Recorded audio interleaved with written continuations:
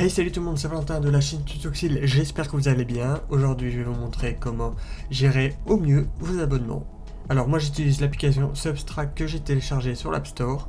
Donc voilà, vous cliquez dessus et vous téléchargez. Quand vous avez téléchargé l'application, vous l'ouvrez.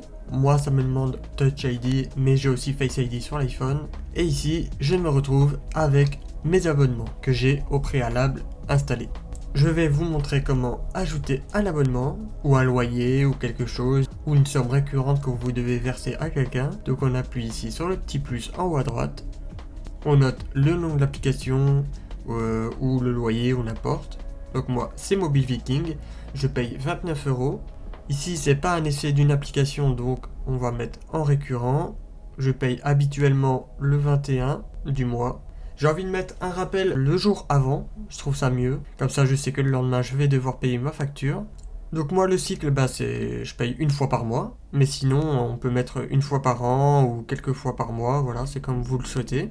Comme je suis très bien chez cet opérateur là, j'ai aucune raison de changer. Donc voilà, mais sinon on peut mettre la durée qu'on le souhaite, en jours, en semaines, en mois ou années. Ici on peut mettre par dossier, mais moi j'en vois pas l'utilité vu que j'ai pas énormément d'abonnements à gérer. Mais si c'est le cas pour vous, n'hésitez pas à faire des dossiers.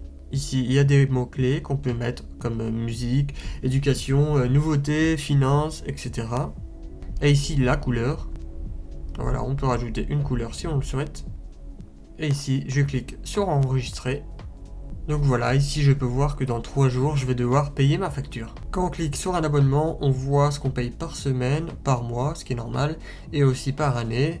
Et on peut voir aussi le pourcentage que cela représente dans toutes nos dépenses habituelles dans les abonnements. Ici on peut mettre nos abonnements archivés. Dans essai on peut mettre les essais d'application. Si par exemple on a un essai de 3 jours offert pour tester une application, on peut le mettre ici. On a aussi les échéances, donc cette semaine, la semaine prochaine, ce mois-ci, le mois prochain et cette année. Donc ici dans les dépenses moyennes dans tous les abonnements que j'ai mis, donc au total je paye 10,30 € par semaine, 44,65 € par mois et 535,85 € par an au total. On slide vers la droite et on voit dépenses restantes et on slide encore une fois et on va dans dépenses totales.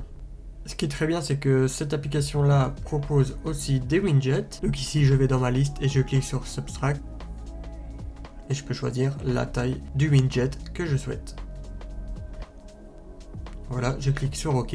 Donc l'application existe aussi sur l'iPhone et sur le Mac. Donc ici dans les paramètres vous pouvez payer l'application. L'application est gratuite mais vous disposez que de 3 abonnements. Si vous voulez mettre plus d'abonnements, il vous suffit de payer 5 € une seule fois. C'est pas un abonnement cette fois-ci. Vous pouvez changer aussi la couleur du logo de l'application. Vous pouvez rajouter des abonnements et aussi pourquoi pas supporter le travail du développeur. J'espère que cette vidéo vous aura plu. Si c'est le cas, n'hésitez pas à mettre un pouce bleu, un commentaire et à partager la vidéo. Et on se dit à la prochaine. Ciao ciao, bye bye.